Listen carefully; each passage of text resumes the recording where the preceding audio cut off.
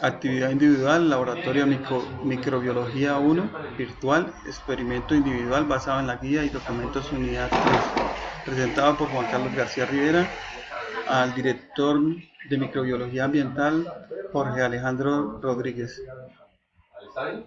Objetivos: aprender la forma científica de describir la morfología de los microorganismos del reino fungi al observar a simple vista con una lupa el crecimiento de estos hongos filamentosos o levaduras sobre el escenario natural, como el recurso hídrico, el recurso suelo, el recurso flora, el recurso fauna y el recurso aire.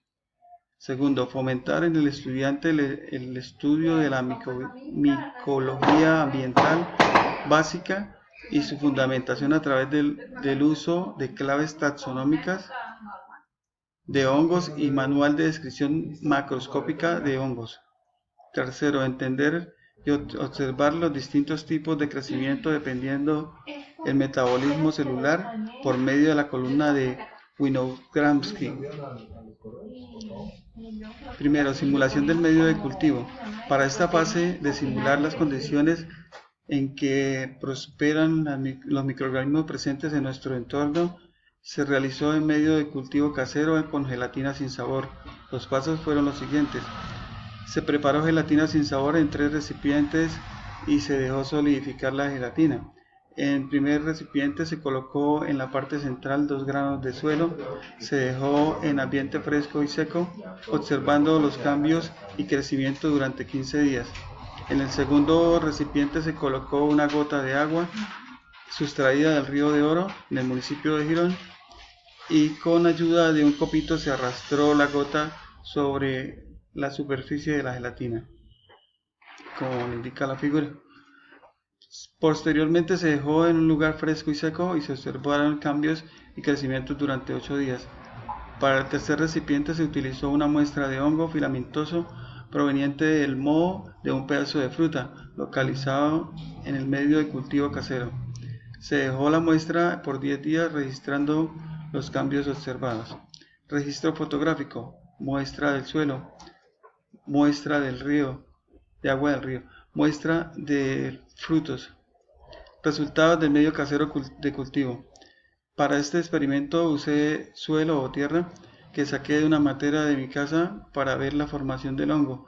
Aislé la gelatina a un medio oscuro o cerrado donde empecé a notar cambios al 8º y 9º día.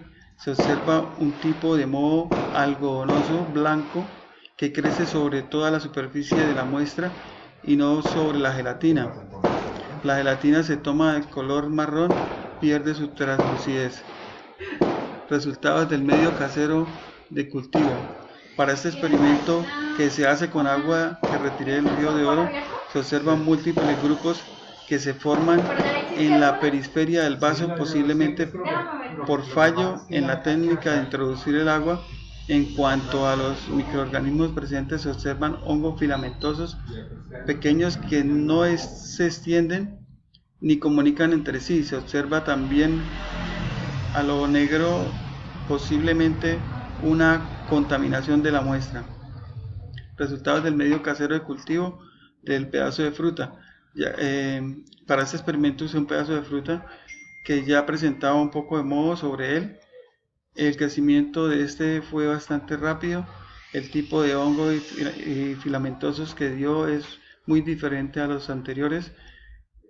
Se extiende sobre toda la superficie de la gelatina y toma color verdoso, lo cual no ocurrió con los anteriores. El olor de este no tan fétido como el de los anteriores experimentos. Los filamentosos son bastante separados y creció rápido. Columna de Winogradzki.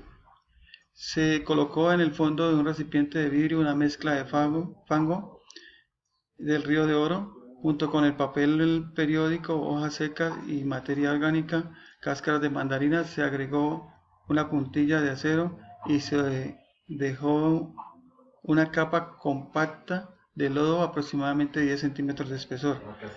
Posteriormente se agregó el agua del río, dejando un espacio de 4 centímetros Aproximadamente el aire en el frasco finalmente se tapó la boca del recipiente con un plástico y se dejó en un sitio donde recibía luz solar. Columna de Gramsci. ¿Sí? La duración de la columna fue de 4 semanas, tiempo en el cual fueron evidenciados los cambios que se presentaron, los cuales se encuentran descritos en la parte de resultados. Vemos la imagen del resultado de la columna de Gramsci. El análisis, por qué se forman manchas negras en el lodo. Este efecto resultante de la reacción química del S2H2 liberado por las bacterias con hierro del suelo, separado en la ecuación que muestra la imagen. ¿Por qué la parte superior de la columna es verde? Las bacterias diatomeas y cianobacterianas fotosintéticas. Estas bacterias se caracterizan por ser las únicas que realizan una fotosíntesis similar a las de las plantas. Análisis. ¿Cuál es la fase anaeróbica de la columna? Se encuentra localizada a nivel más bajo de la columna en un ambiente con alta concentración de SH2, donde prosperan varios grupos diferentes de bacterias. En el fondo de la columna, dependiendo del tipo de lodo utilizado, puede aparecer una capa de color rosado formada por bacterias púrpura del azufre portadoras de vesículas de gas. ¿Qué aplicabilidad tiene el experimento o qué le permite entender dentro del ejercicio de la ingeniería ambiental? En ella se establecen los sistemas altamente específicos en donde los microorganismos crecen de acuerdo a las necesidades vitales, requerimientos de carbono y de energía. Desarrollada inicialmente por el microbiólogo ruso Sergei Windowski en 1853 y 1956, constituye un modelo de ecosistema similar a los tapetes microbacterianos que se hallan en las aguas dulces o saladas, donde se proliferan microorganismos del medio acuático y los sedimentos principales de bacterias fitosintéticas. El nombre de la columna deriva de que suelen emplear cilindros de vidrio o de plástico en su construcción. La altura de la misma permite diferenciar tres zonas características en base a su concentración relativa de oxígeno. Por un lado, la zona cercana a la superficie o zona aeróbica dispone de una alta concentración de este gas. Inmediatamente debajo se localiza una zona microaerofilia con concentración parcial de O2, oxígeno. Por último, la zona anaeróbica o anóxica constituye el lecho del lodo cuando la columna se expone a luz solar o proporcionada por la inadecuada de un filamento de tungsteno de una lámpara de laboratorio. La abundancia de luz roja e infrarroja es absorbida por las clorofilas y bacterioclorofilas, desarrollándose las poblaciones de microorganismos fotosintéticos objeto del presente trabajo.